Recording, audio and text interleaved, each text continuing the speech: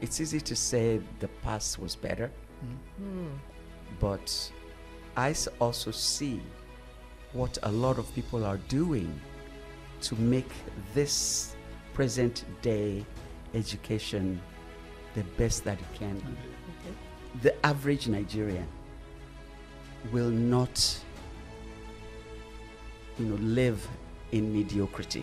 Students that we spent government money to train, medical doctors that have, used, what is the cost of getting a medical degree in this country versus someone going to the US or UK? Can you quite huge? Massive. But they are coming here. Our teachers, they are being hounded and taken abroad. These are the same people that we are saying they are not worth their salt. The education that they are getting. So where is that narrative coming from then? The naysayers, maybe. If you're a teacher and you feel you're underpaid, please don't stay.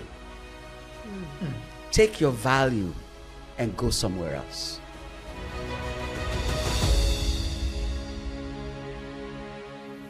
Hello, welcome to another exciting, super amazing edition of the LHC Pod, a podcast where we inspire elevated living. My name is Emmanuel Aremo, and of course, I do have my very wonderful co-host in the house. Lola, how are you? Good morning. Hi, Emmanuel. Good morning. How are you good. doing?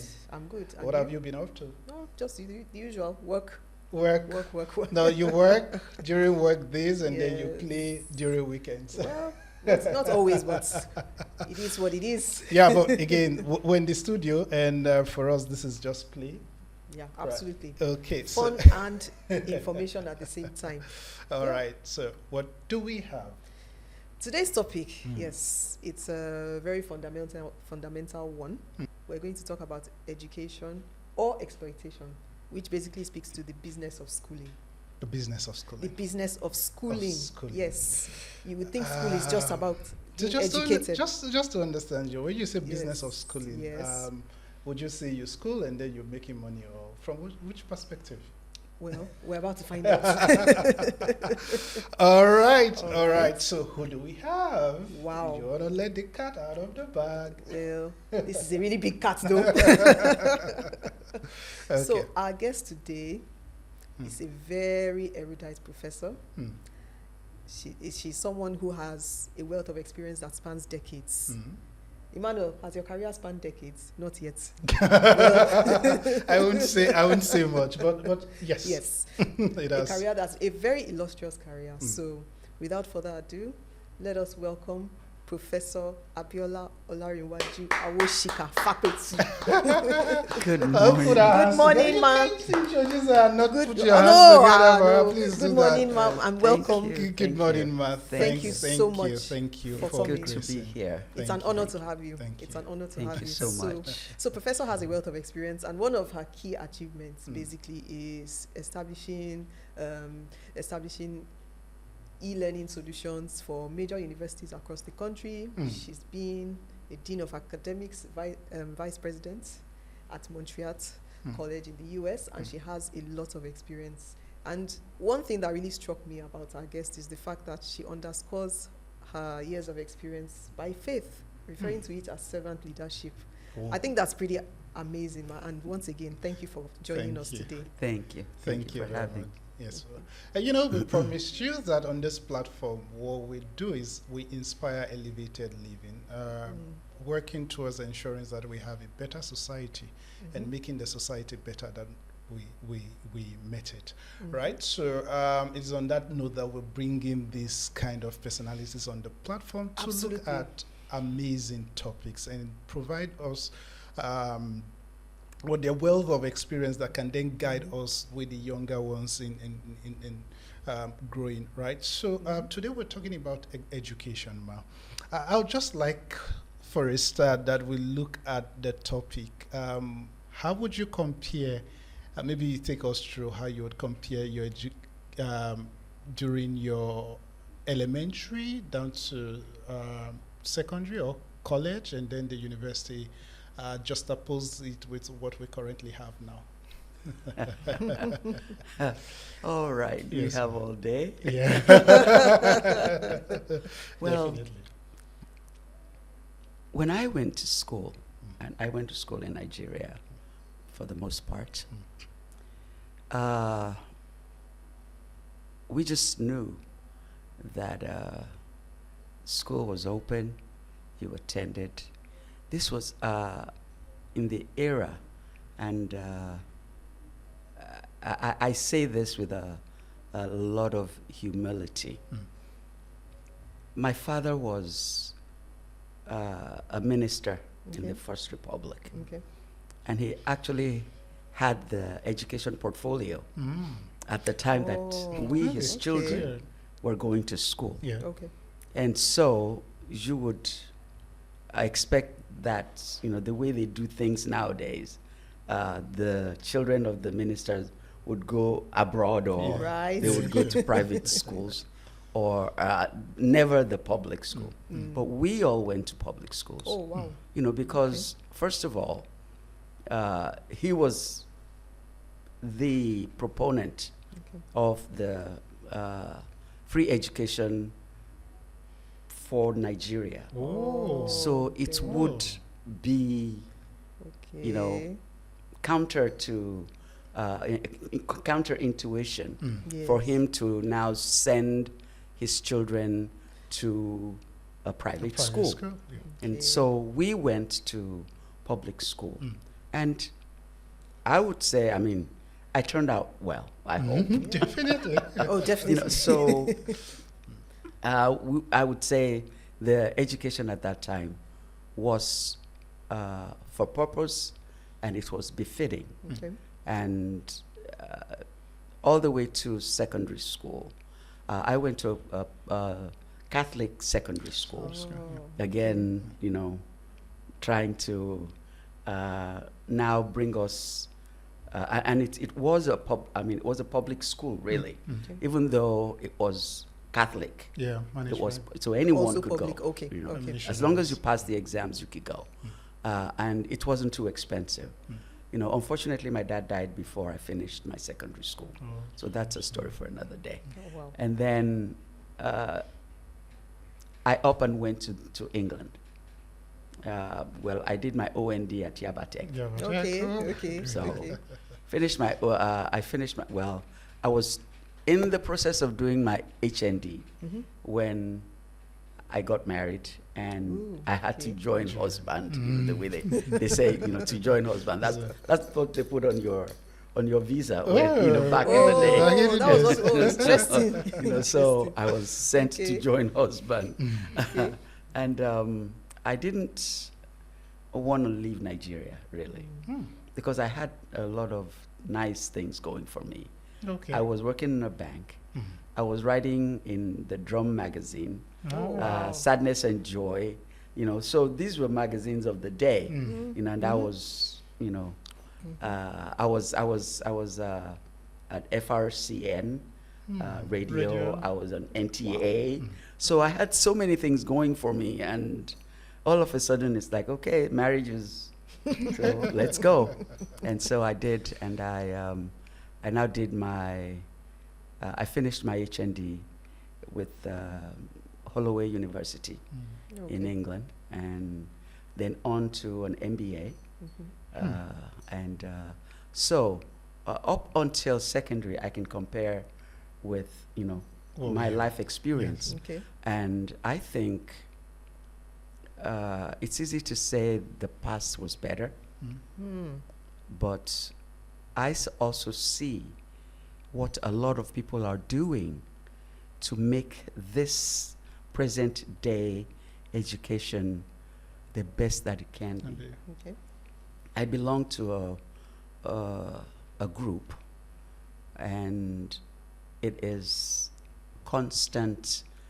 We would speak to the government, even though, we know that some members of the government, they're there with us, but they don't talk. Oh, interesting. And so we know they're there, and Okay. we're constantly pushing. Okay. And as a matter of fact, today's or this past few weeks, Nigeria introduced a new curriculum, Yes. Yes. and we welcome that. This is what we have been trying to do Uh-huh. for a long time, Okay. and so it's good that we're doing this, Okay. and so we're fighting, Mhm. we're advocating Yes. for Nigerian education, and so and it'll be better. I'm sure it'll be better. So it looks like we're going in the right direction based on what Absolutely, you I said. think so. And but speaking of going to public school, we can agree that it's not the same experience today. If we say we want to compare the private schools and the public schools, so let's touch a little bit on that, especially in terms of your experience and what the current situation is. So would you say the state of education, that is public versus private, has necessarily improved or otherwise? When you tell me to compare, I would be comparing apples and oranges. Oh, wow. Yes. Okay. Because the Nigeria that was Mm-hmm. private, public, in my time, as I remember it, is not the way I remember it is now. We're many. Mm. I mean, Okay. you can't fund. I mean, the government cannot fund education alone. So they require the private sector. Okay. Now, the private sector does not have a deep pocket. Okay. So Compared to, yeah. we, and I say we because I've Yeah, joined well. I've joined the cadre of people in that category, and we have a desire. I, for example, when I left the United States, I asked that God would use me Okay. for Nigeria if he so wills. And so when he made it possible for me to come back, Okay. and I was put in positions where I could give back, I welcomed it. And as I say, teaching is an art, Yes. but education is a business. Okay. So some people think, you should just, run a private school and it should be free or, almost free. Yeah. It cannot be. The government is subsidizing public schools. We don't have that kind of subsidy. And so we have to charge a rate that will at least help the school break even. Even if I'm not gonna, eat from this business. Yeah. Yes. And I'm not gonna fund my holiday or fund my, my next dream Okay. of the school. Yes. But the school should break even. Okay. And so that is the disparity that we see in the public schools versus the private schools. The government is trying for the public school, but there are many, and they can't see all of them. But we can watch what is going on with our schools. Yeah. And at the same time, we need to charge a price that will at least help the school break even. Yes. So it's a how do you say it? It's A win-win situation. well, a balance. you could say, yeah, you could say that. Okay. Yeah, thank you very much. We're going to get back to this point, but I'd like to take us back a little so that we build the conversation from there, and then we arrive at this point, and then we look at the future. In your explanation, you just mentioned, Prof, that the population is too much, and government cannot handle that alone.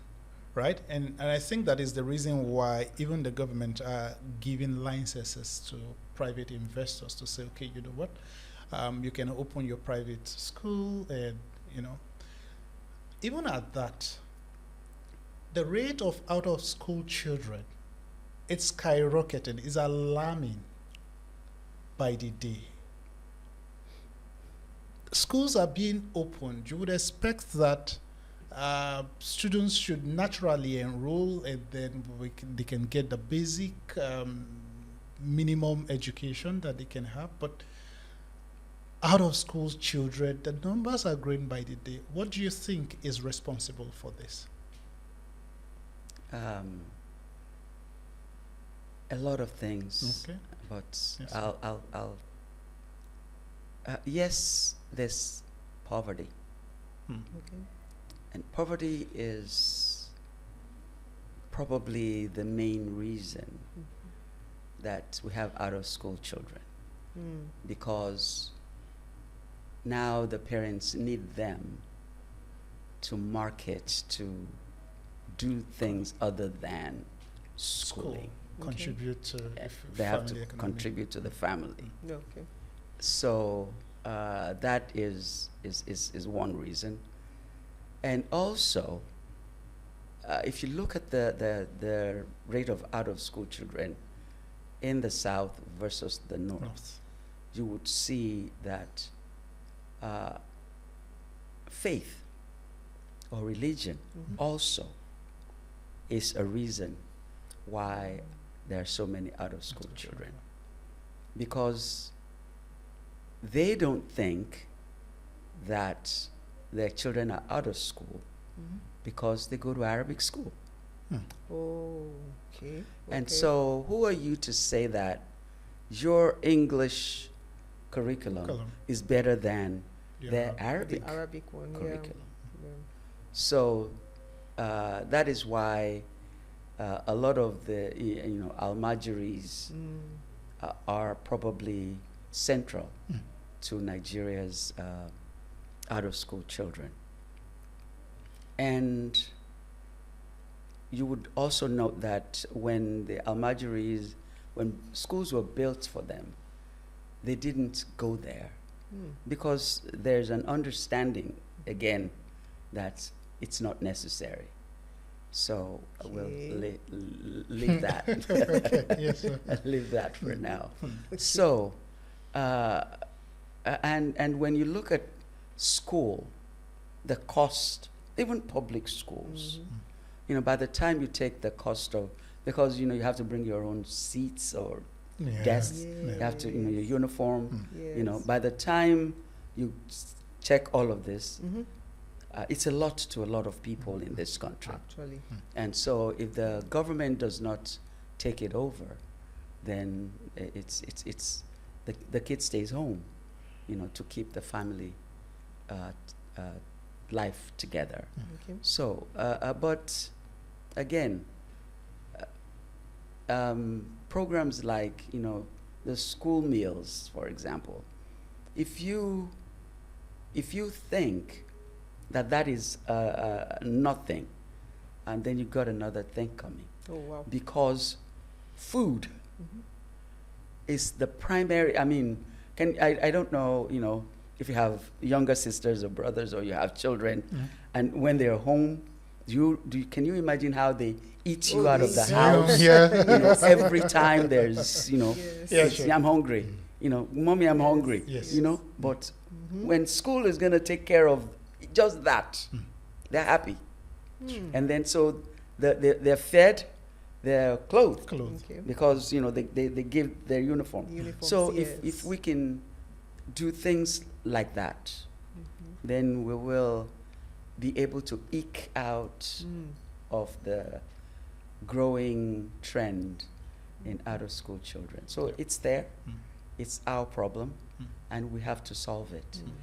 Because literacy rate, I think in this country is about 70-something percent, 80-ish percent, and lots of places like Singapore, they're like 99% literacy. Wow. So, yeah, good. Thank you very much. We're going to look at, let's just suppose, again, a comparison. I know that the population might not be the same, But let's look at, is Nigeria currently measuring up when you compare her with other African or West African countries in terms of how they are provided the basic support, amenities, facilities, which also includes that the teacher trainings and all?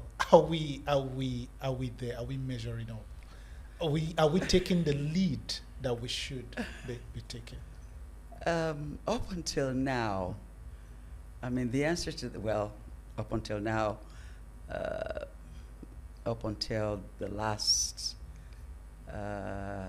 decade or so, I think we are way behind.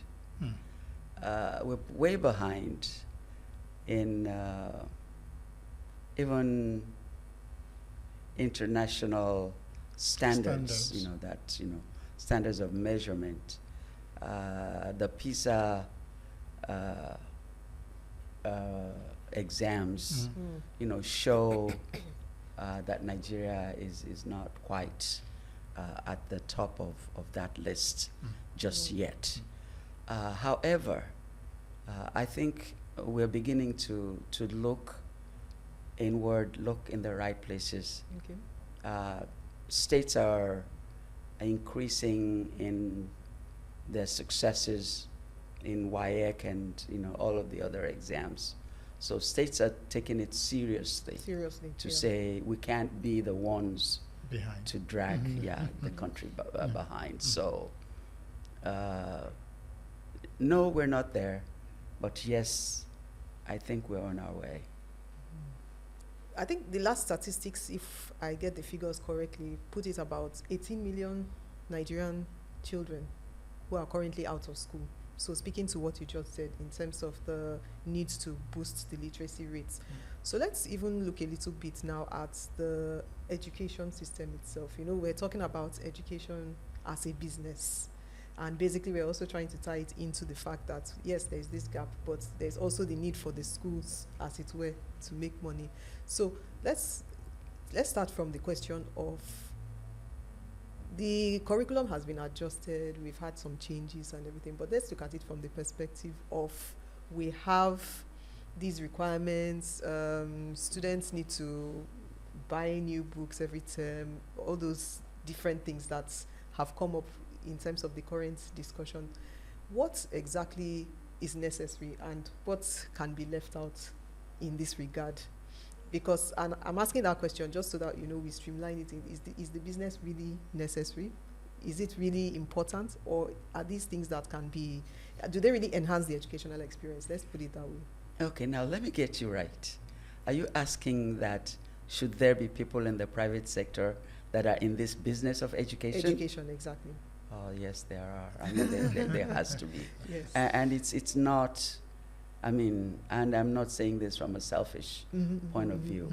I mean, and I shouldn't say I could care less. I care a lot. That's why I'm back. Yes. Okay. But the money couldn't matter to me, if I say. Okay. So whatever I'm telling you from my heart, from the heart of someone who wants to see the best of our children today and the future. The business is necessary, but how we run the business may need, and even then, I've been in this business now for 9 years, here in Nigeria. Okay. I mean, not the business of education, and I've been in the business of education far longer than that. Yes. But being here in Nigeria, owning a school and seeing it run, and it's 8 to 10 years, and it's not easy. Okay. So if someone tells you, I'm starting a school now, what I would say is, are you sure? Oh, wow. Yes. Do That's you serious. want it? Okay. Do you want it enough to put in your own money even if it's far beyond where it should be breaking even, it's still not breaking even. Yeah. Are you able to sustain it? Can you stand even the competition, in the school business? So anyone that is in the school business has to be in it for something more than the money. More than just, Yeah. okay. Absolutely. More than just the money. Okay. Yeah. So, yes, it's necessary. And when you talk about textbooks, when we started, we had a system where we'd buy the textbook. In fact, I still have a whole store full of texts for the secondary school. Oh, wow. Yeah. And, but what we wanted them to do was borrow those books. Okay. We'd, stamp them with, the school stamp, Okay. so that we know it's ours. Borrow the book. When you're done in JS1, return the book, so that the incoming JS1 can also, use it. That was a system that, we were going to do. But then the parents were like, no. So I said, okay. Oh, wow. It was the parents. You just saved me a lot of capital, because there's my capital tied up in the school books. It's still sitting in the store. So it's like, let's do that. So we just give them a list of books to buy. They can buy one, they can buy two, depending on what, but this is what we're going to be using. And so they have they can borrow. Yeah. So it gives them the freedom, Exactly. to do that. So a lot of this costs, it's not like order uniforms and then you can double the money. This past President Tinubu's changes that he put in place, we suffered a lot. A lot of schools, cried. If I can put it, cried when. Wow. Because all of a sudden, costs are rising. And teachers are not going to sit there and say, we love you, mama, and it's like they find a new place, it's paying them more, they go. And you don't want to see your good teachers leave. Absolutely. So, we were forced to increase salaries. We were forced, to manage, increased costs. So it's not a rosy garden at all. Wow. Thank you. Wow. Thank you very much. But today you're here, and I hope that you'll be able to speak on behalf of the proprietors, proprietresses, and then the corporate, because there is a misconception out there that proprietors and proprietresses are milking the parents dry. So that is the conception, and it's good a thing that you are here to clarify and set the record straight. I recall that I went to a end of the year party celebration with my neighbor, because the kids are fond of me and they wanted me to join them, and we went there together. And the way the party was organized, I had to turn to my neighbor and ask, how much was paid for these? And what is the gift that was given to them? It's basically nothing to write home about. And parents were basically just complaining that, how could we have spent so much for this party? And this is the shabby way, the way you painted the end of year party is not what we're getting at the end of the day. I don't know if you can speak to this just so that people really understand. Well, I can only speak for myself. Yes. My experience and what I've seen. And all around me, yes, there's competition. But then I've seen schools come and go. Yeah. Proprietors stepping in and realizing that this is not the way, or this is not the place.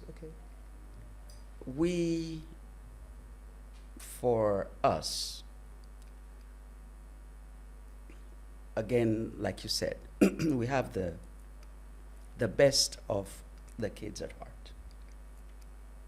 But I want to tell you that most schools are going through the same thing.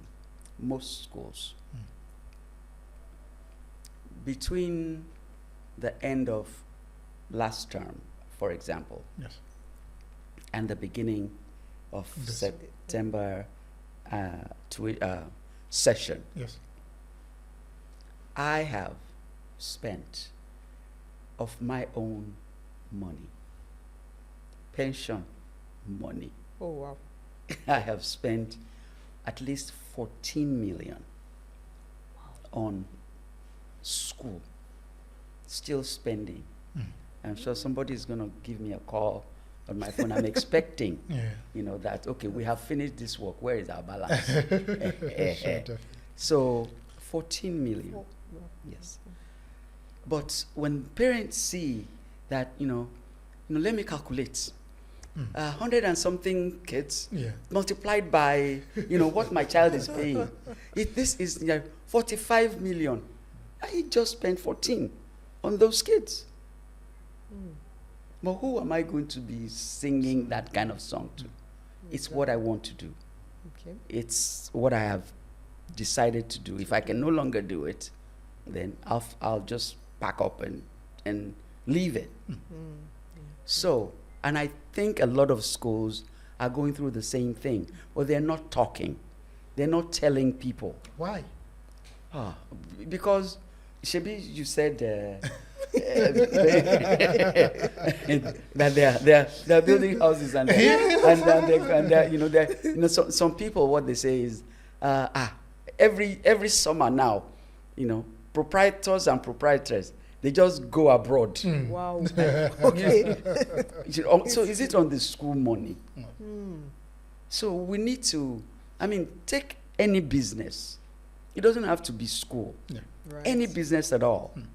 Is it easy? No. Just being a carpenter. In this economy, no. It can Oh, never be easy. So there's nothing Yeah. that you do for money that's easy. And even if not for money, take a rubber, Oli. Okay. Really? Yeah, yeah. Do you know the kind of planning that it takes to plan to get into somebody's house Actually. and boggle them? And do you know the risk they take? So that's something that is not even of any value to anybody. And yet it's hard. So school is hard. It's hard. And I also know for a fact, my sister, she owns a school in Ijebode. You would think that she has seen, how well her sister is doing and saying, no, it was just a heart for the children. Okay. She's in the same boat as I am. She takes her money from her work in the US, changes it, and pours it into that school. Into the school. But nobody sees that. So in one family, I've given you 2 examples Yes. of schools that are not, going anywhere. The father that you talked about, Yeah. we bless God for his life. And that would probably be similar to what myself and my sister are doing. Because somebody has to pay for those children to come and to give them uniforms and to, to make sure that those kids are in school. In school. Because he thinks that their future depends on it, and it does. We cannot assume that, and even the big schools that charges 1 point something million per term, Yes. if they're not giving value, people will not go there. True. Some people, that is what they want. Swimming, I mean, yeah, and if you don't have swimming, and you don't do kickboxing, and you don't do coding, and they won't come. Parents will take their children somewhere else. So, do you think that parents who turn around to complain are even the ones pushing schools to take up this? You better believe it, sir. Because when they come, the first thing is, my daughter is into swimming. I hope you're. My son is into soccer. I hope you have. Right now, I have, because parents are now wanting soccer for their children. I have let them put grass for these children. They are doing it right now. They are working on it right now as we speak. So it's his parents that are pushing us to do some of these things. How do they then turn around to complain? Because then when they now see the bill, and the bill is not them alone, but then you see they want to pay little and get a lot. Get more, yes. And I don't blame them too. I mean, it's the way the economy is. So it's a catch-22. Yeah. Did you think we're going to come to another very vital controversy out there? Because again, it's the calculation, the naira, the cents, and then the punching of the calculator at the end of the day. Another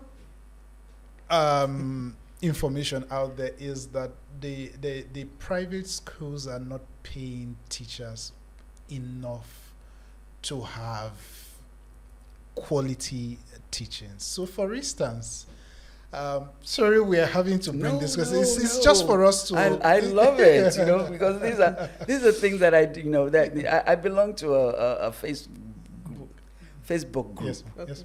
And it's supposed to be for teachers and for parents and for school owners. Yeah.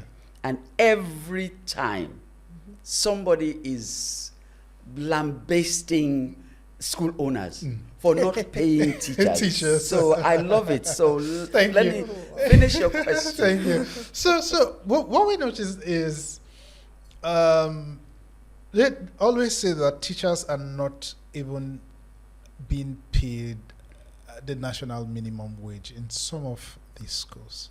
They say, okay, teachers, students are paying 1 point something million. I think I saw a tweet on X some time ago where somebody was advising people to say, if you put your child in a school where you're paying a sum of 1.5 to 2 million naira per term, and the teachers are earning as low as, say, 50,000 naira, they rest assured that the quality of learning that your child is actually getting there is equal to 50,000, not the 1.5 million naira.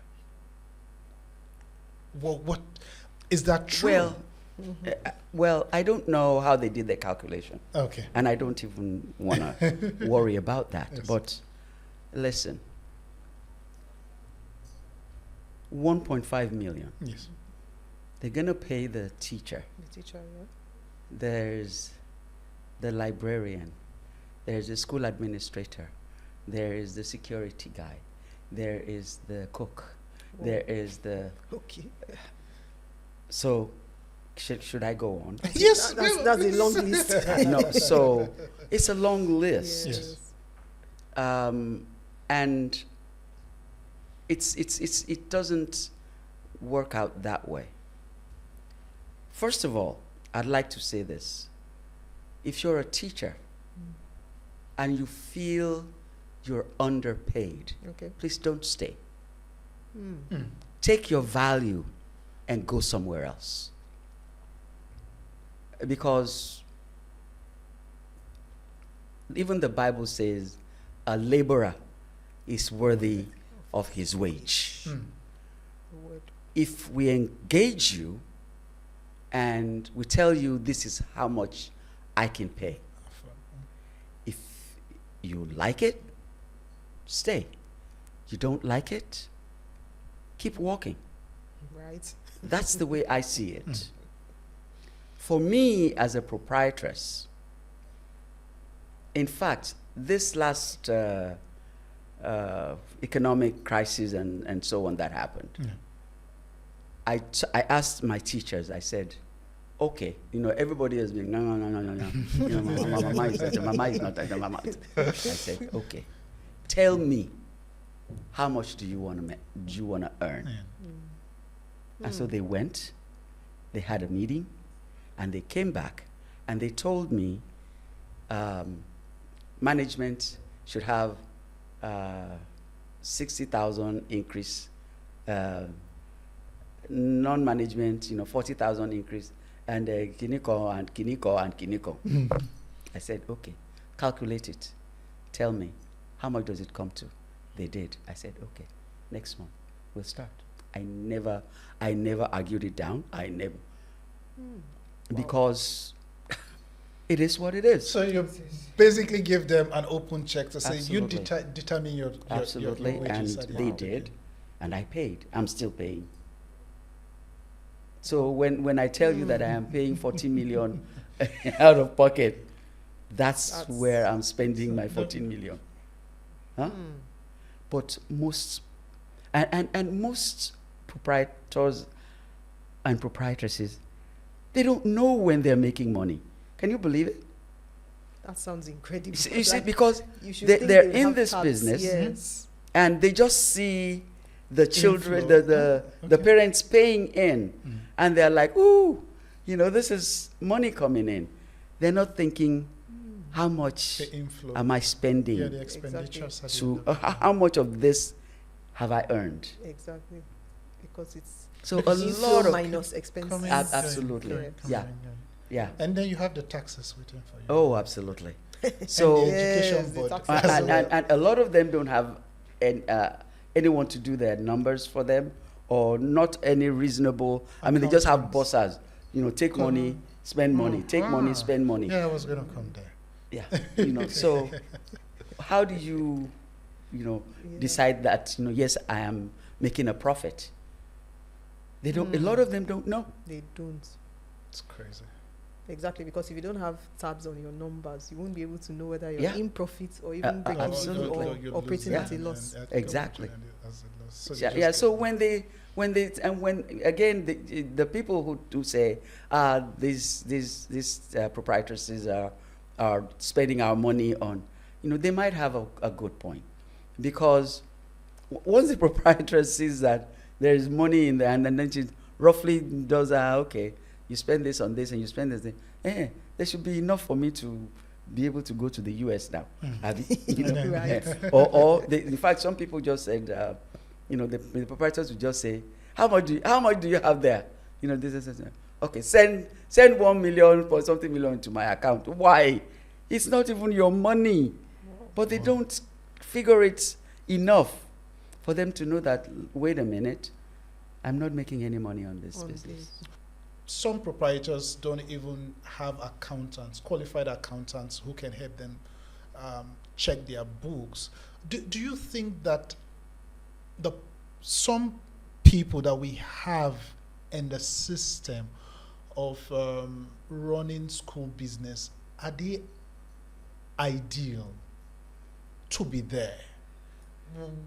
Everybody has resources to just want to start, but if you don't have the requisite qualification and manpower,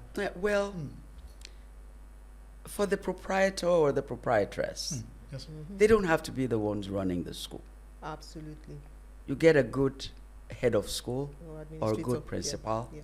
that knows what he's doing or she's doing. You get a good school administrator, that knows what he or she is doing. Yeah. And, get teachers, and you might be able to cope. However, for the reasons that you have been giving, that, says, this school owner, they're just making a lot of money. Yes. So a lot of people go into business listening to you, Yes. saying, we can make there's money here, in this business. So But- it's just another entrepreneurship. Exactly. I should venture But into they don't do the maths. calculations, do the math, do the business plan, and they don't do stuff like that. And they just say, I can start a school. You have 5 children. I can get an apartment. They have a 4-bedroom something. This will be the principal's office or the head of and then they jump in. And they do. And then all of a sudden, it is what it is. You find out, oops, this is not working. So how do someone once said that, Mama, I know another proprietress. She wants to meet you. She wants to ask you how you are doing it. I say, you don't want to ask me how I'm doing it because I'm not doing it. Because you can see the intent behind that question. Like, are you actually minting money or is it exactly. So it's a difficult business. It's a difficult business. Okay, so would you say that the playing ground is fair, especially in terms of public versus private education? Should I say what? That the playing ground is fair in terms of public versus private. So what do I mean by that question? Like the playing ground? Yes. Or the playing field, rather. No, the playing field. Yes. Well, again, I can't compare the two because they have government on their side. With the resources. Exactly. But the private sector does not. Mm-hmm. And so it depends on where the private school is, your area. Okay. So that I don't think the playing field is leveled, but the interaction between parents and schools determines what a school does. So if your parents are very troublesome and they want this and they want that, then you listen to their demands, I guess. It's a tussle. Who gets the upper hand? And so no, it's not evil. I don't think it's even close. Okay. Because even some of us are asking, give us a break on taxes. What we're doing is benefiting society. Let's even discuss that more. Let's discuss that more. Why is the government not giving tax break? I have no idea. Who is advocating for the proprietors and proprietors? Well, we have a few associations here and there, but it's. My sisters just went to the Ministry of Education in Ogun State when she was back here the last time for taxes. They're asking her, they're saying she owes them 4 million from before before she bought the school. Wow. So she's like, no, I didn't own the school at that time. So how come you're billing me 4 million? Essentially back taxes. Yeah. So it's I don't know why schools are not given the tax break. But I think that I don't know, but I think that the association is very quiet, if you ask me, because again, nobody is speaking for the proprietors and proprietors, and even if they do, just maybe the government will not even believe. Because again, we're talking about there are tax breaks, for instance, CNG, EVs coming into the market, one technology or the other, and the cradle of civilization, which I would say is education in itself, is not getting tax breaks or rebates at the end of the day. But I think they think we're making money. We're making a lot people, of money. You need to. That's the reason why you need to talk more. People need to take these up and then engage government, because it's at the point of engagement where the government is seated and then you are on the other side, that you can look at the books and say, okay, you know what? If you think we're making the money, come and check my books. At the end of the day, I'm running at a loss. How do you expect me to pay tax when I'm not even breaking even? Well, then the bottom line then is, if you're running at a loss, you don't have to pay tax. Mm-hmm. But then, what's the incentive for me to be able to make money. Money. You know, because at the end of the day, if they calculate, your revenue sure. minus your expenses and Yes, and that's whatnot, your- and the tax is on your profit. Profit, yes. And so if it's a loss, then you can, if this, whether I'm thinking of whether the system in the US or, but if it's a loss, you can carry it forward to another year. Yeah, when you make when money you and make then they money start and then, deducting so it. That's they'll say, that's so good. if you're making a loss, then don't worry about it. So, Professor, thank you so much for the insight so far.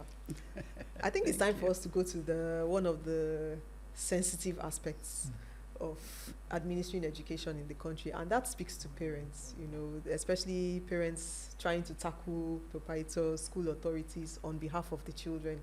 In most cases, you find that it's a case of trying to justify some actions on the part of the children, not listening to what the administrators have to say. So could you give us your own experience and insights on this particular aspect of things?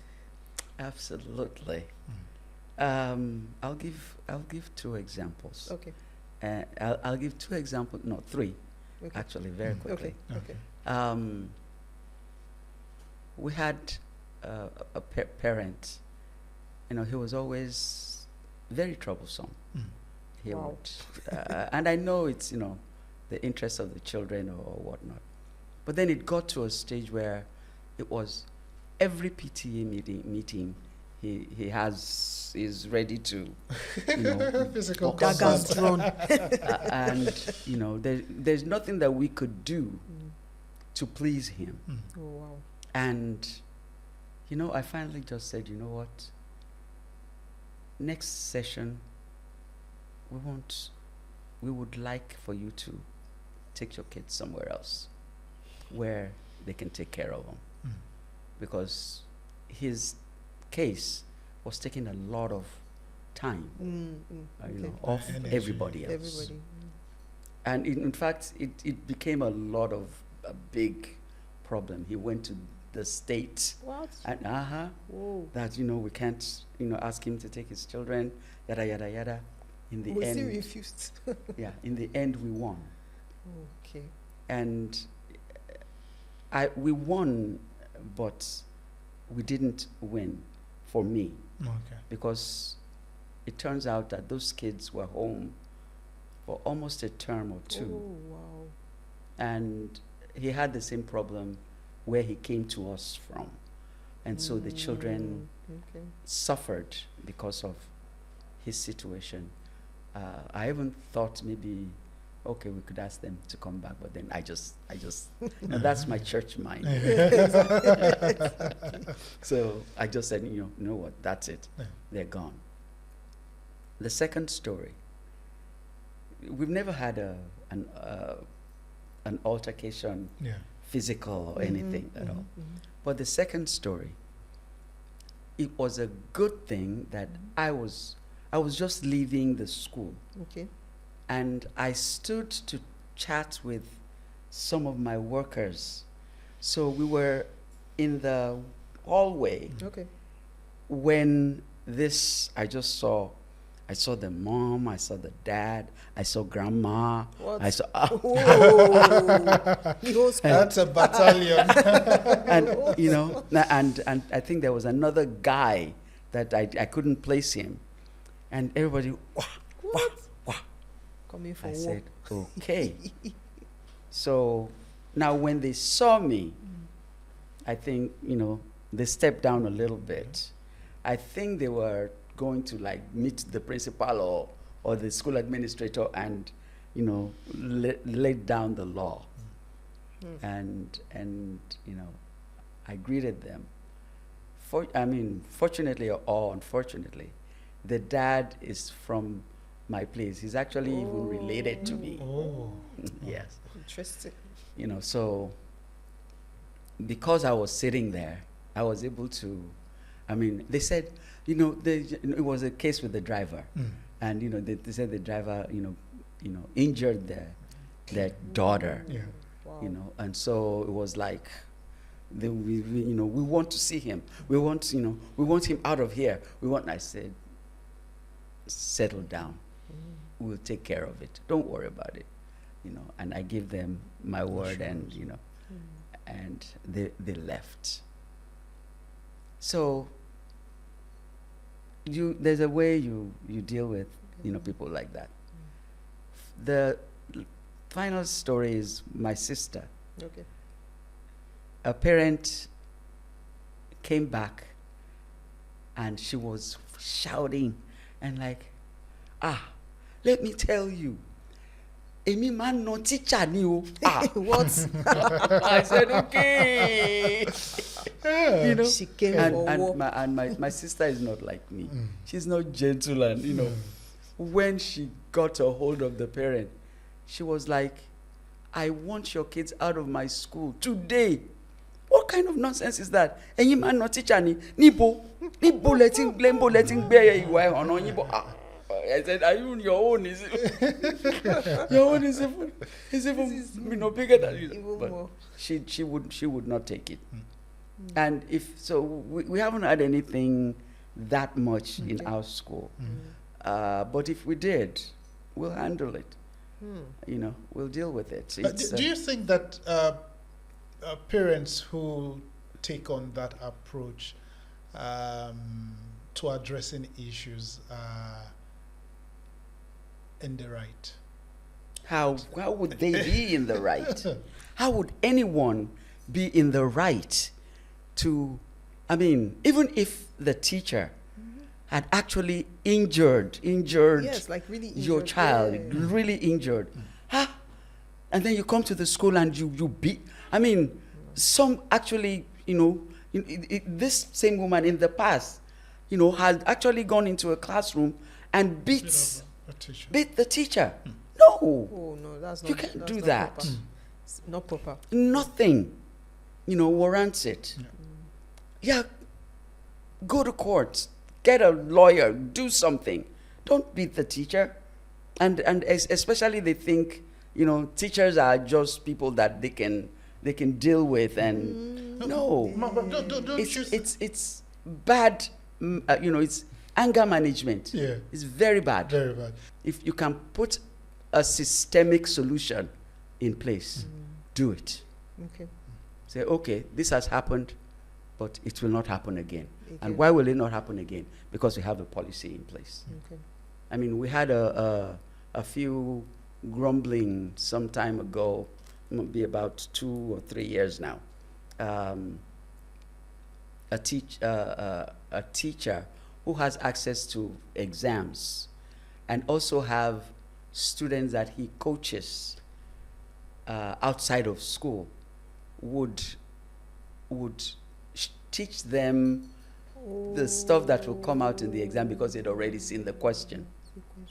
Yeah. So when we saw that, we said, okay, you cannot have any kids from this school in a private lesson. You can do your private lessons outside, but not from here. No, you can't. Okay. Exactly. Okay. Yes.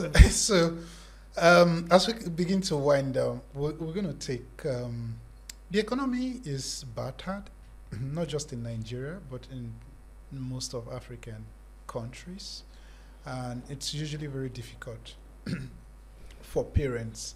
And as such, for those who can afford it, fly their kids abroad for studies. And it now seems like it's the in thing. It's a bragging rights where, I have 2 kids. One is here, the other one is there. And, Harvard, wherever. It is what it is. do you think that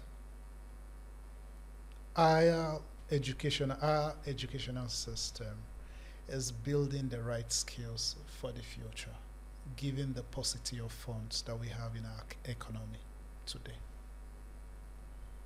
Okay. That question has two arms. Okay. Are you asking me if taking their kids overseas is the solution to our problems, or what? Okay, so my question is, people are doing that now. Why? Because there is massive gap. They think that our educational system cannot fully equip their words for the future task or challenges, right? Okay. Yes. All right. Yes. Now, on that breath, Yes. this same country, we have the US, the UK, the United Arab Emirates, coming here and hiring those Nigerians that we say their education is not right. Tell them. And they are shipping them overseas. Wow. Students that we spent government money to train, medical doctors that have, used, what is the cost of getting a medical degree in this country versus someone going to the US or UK? Quite a lot of Can you difference. quite huge, massive. but they are coming here. Our teachers, they are being hounded and taken abroad. Yeah. These are the same people that we are saying they are not worth their salt. The education that they are getting. So where is that narrative coming from then? The naysayers, maybe. Or is it a question of we are not confident enough in our own abilities? Well, it's, you see, we have what they call groupthink. Once, and social media is very bad. They just, they say somebody just picks something up and just puts it out there, and we believe Everybody runs with that. Yes. Yeah. I had to react to a post just a few, maybe 2 weeks ago. Yes. He said, why are Nigerians, why are we, what are we talking about foreign reserve? And the reserve is not even in our country. And we have reserves of gold and uranium and whatnot. And they should. So I said, sir. That's what our economics work. Economics 101. Exactly. And then I explained to him. Exactly. So you see that reserve, 37% reserve, 48% reserve that you have, yes, it's reserve, but it's on the ground. It has no value. There you go. But when you add labor and you add overhead and you take it from the pit and it comes to the surface, it has value. Yeah. And then when you take it again and then you refine it and then it has even more value. And then when you now prepare it, into ship products. it to the end user, Yeah. beaucoup value. I said, so don't even, reckon with, and I said, look, there was a time in this country when I was one of those people. When I was in school in England, we took Naira to Broad Street. Broad Street is like where we'd be shopping, or like like Rodeo Drive in California. Broad Street in the United Kingdom, and you take your Naira there, and they will take it. Wow. Yes, we spend Naira. Liverpool Street Market, all of those Paki people, they will take our Naira. Wow. Because the Naira was 84 to 1. What? Yes, 84 kobo to 1 Naira. To one pound. And then it went from, 84 That's to insane. 1 to 1. Yeah. And then I still remember because I was a student at that time. And then it went from 1 to 1 to 4 to 1 until we now found ourselves in 2000. 2000 era. I said, so until you can make your economy, you can clean it up. I said, and there are things that the world would see, and that they would say, okay, this currency is stable. I said, your currency has to be stable. You are telling our viewers out there that we have the requisite facility that can compete with all the other world class facilities. Now you see you're putting words in my mouth there. No, I just want that clarity so that we can substantiate. Listen. Yes, ma'am. Yes, our government is trying, like this new curriculum, but it's even too late. But you know, the average Nigerian will not, live in mediocrity. So you go to OAU, they give you a degree in computer science, but you come out and you find out that, well, I got this degree, but this is how people are eating. This is what they are doing.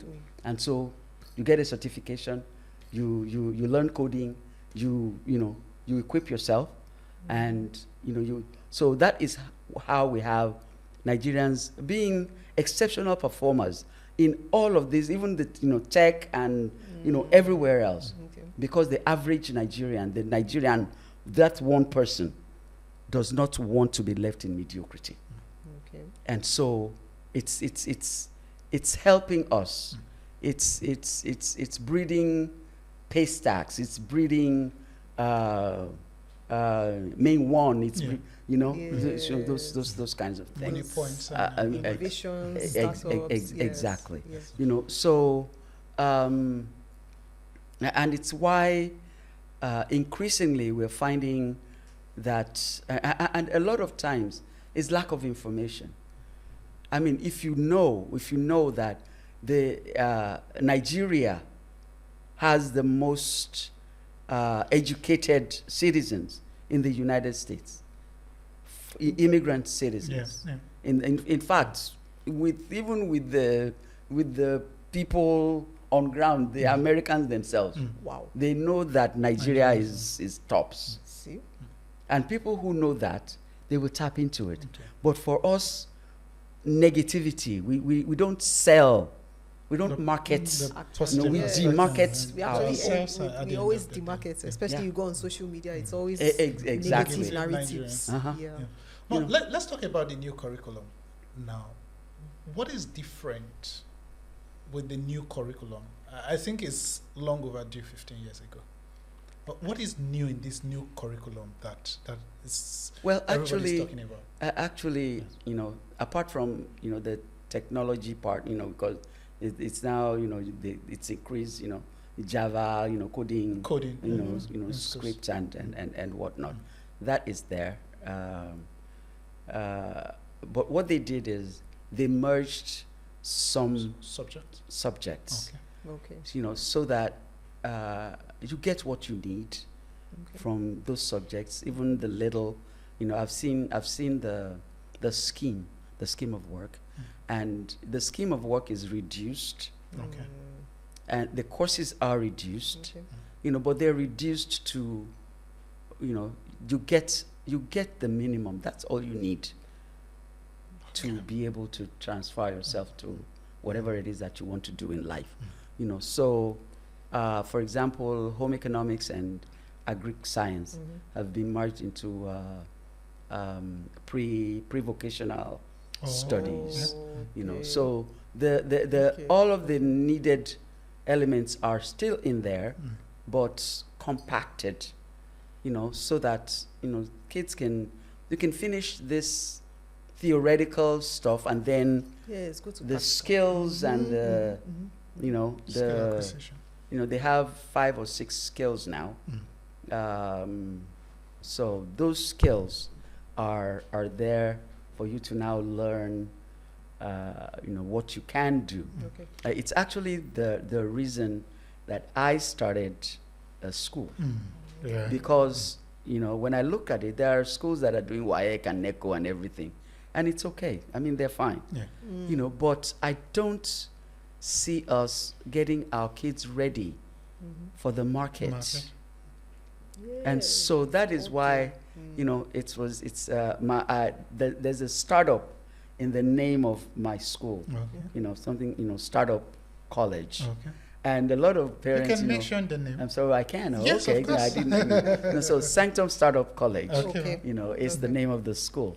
And a lot of parents don't understand what that's, they think that startup means we're just beginning.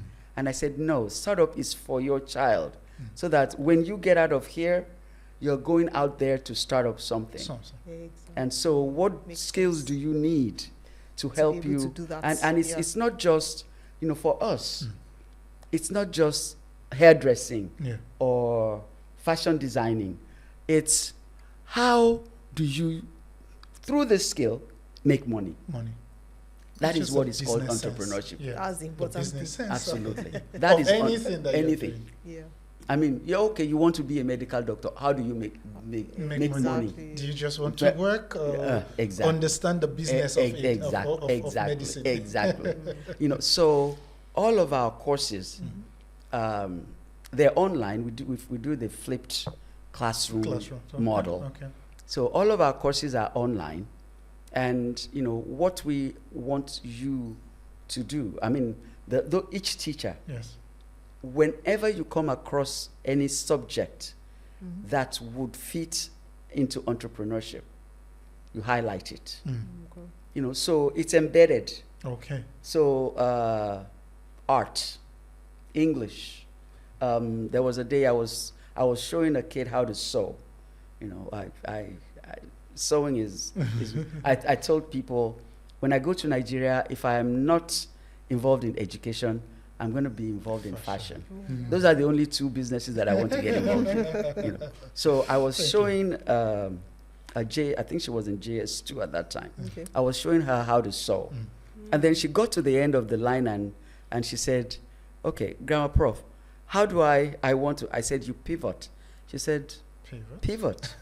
What is pivot? And I said, it's a 90-degree angle. I said, so when you get here, you turn. So that this is. He said, "Oh, but pivot is a statistics, mathematical term." Yes. So if I was teaching her in class, that would be my example to say, you know what, this is, there's a pivot at the 90-degree, angle. So, you're teaching them English and you're teaching poetry. Poetry you can do.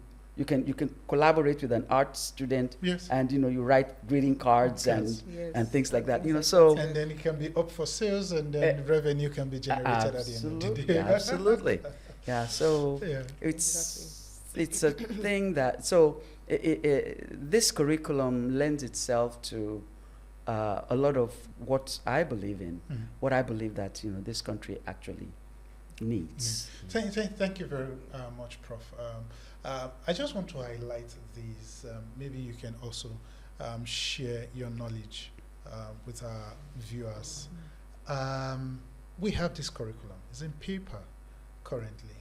The bulk of the work is in transmission or putting that curriculum into action. And sometimes skill acquisition, as it were, in most times we have this in our curriculum, but the practical aspect of it, display of the practical aspect of it, is usually a bit difficult. For instance, Java, nice, coding, name it, Python, name it, they are in the curriculum, but do we have the equipment, facilities, such that these students can have hands-on experience or training? Is the government looking in that direction? I know you're not the government, but what would you ask them to do now that we have the documents ready and everybody can read it? What is the next phase or the next line of action? Because I started learning computer while I was in primary school, and I was learning computer, CPU, your monitor and everything by diagram. Being made to draw and all. And at best, you only have 3-4 computers where you only just press the keyboard, and that is all at the end of the day. That does not give you that requisite skills or knowledge for you to be able to pivot when you in the society at the end of the day. I hear you. Yes. And the next, you asked, what's the next thing? Well, infrastructural deficit is, exists in all of our schools, especially public schools. And so the government needs to step up. Some states are already doing that. I remember my state, Ondo State, re-equipped a lot of primary and secondary schools, and they gave them computer labs, and these computer labs were equipped with computers, but it's not enough. I know that there are students who still take their own money to go to cyber cafe or CBT centers to go and learn how to use the mouse. Of all things, that you can do on a computer. But they did this because of their exams. Okay. They're going for JAM, and WAEC is going CBT next year. Yes. So, and they still can't turn on the computer. They don't know how to, and the mouse, unless you're used to using it can be very difficult. Difficult. So I mean, but then again, just as we are responsible for some of our municipal amenities. You are your own security firm, you're your own NEPA, your own local government, your own water corporation. Again, security, everything. we are stuck with finding solutions for these children so that the future can be bright for them, so that they are not left behind. So it's a fight that we all have to. I mean, we can't complain and then leave it there. I tell people, if you have any complaints, fine, but tell me, what's the solution? Exactly. Find me a solution. Don't just complain. Be Exactly. And I'm not solution-oriented. being difficult. I mean, I'm just saying, help me. Find a solution. Yeah. And so maybe you put on your thinking cap and you can provide a solution. Exactly. Without even having to come to me. Absolutely. Exactly. Exactly. All right. So as we wrap up, I think the last quick question would be around foreign certificates, for example, the emphasis on, do you think private institutions have created this sort of demand for foreign certificates, certifications, and things like that? So let's say, for example, we touched on it slightly when the question was asked about having students go abroad, and it's kind of like a flex, that kind of thing. So in your opinion, would you say private schools have contributed towards the mindset that foreign certificates are better? I don't know why we're putting the blame on private institutions. No, maybe because the context No, is because just, they it's just tend the to context. advertise. Yes, They because tend you won't to see public advertise. schools advertising. Yeah, like, say, you need to get your Cambridge exam, Oh, okay. Yes. Now you're talking, Yes. Cambridge and... Yes. Yes. yes, I yes, see. yes, yes. But you know what though? This new curriculum, Cambridge, 100%. Oh, okay. Oh, okay. Interesting. It's, So it's basically up to standard. Yeah. Okay. Yeah. So maybe that addresses the question. Do you think, so maybe And just now, clarify. whether that is right or wrong, but at least it gives us a platform to start with. First of all, Yes. even the reduction in the number of courses that these children take. When I first started the secondary school, I was like, 18 courses. Yeah. Whoa. For what? Yes. I mean, In our time, it wasn't more than 9 or 10. yeah, about, Yeah. I mean, What? so, I mean, their bags will at least be lighter. Be lighter when they come to school. Lesser Yeah. notebooks. Yes, exactly. Exactly. Copying of notes. Do they even Yeah. do notes these days? We have e-learning now. No, you still No, do we notes. Oh, well, still again, the nature of the flipped classroom that we run Yes. Yes. is teachers don't write notes for the students in the class. Okay. The students go online, the notes and everything is already there. Oh, Now they read, okay. they understand, And they take they form notes. their notes Oh, from from that content and then material. come into class. And now the teacher expatiates and does That's that like for a them. university Absolutely, style. absolutely. I'm sure Yeah. it's been tested and trusted. Yeah, definitely. I think that is encouraging, and Yeah, it that is. is also very, very interesting.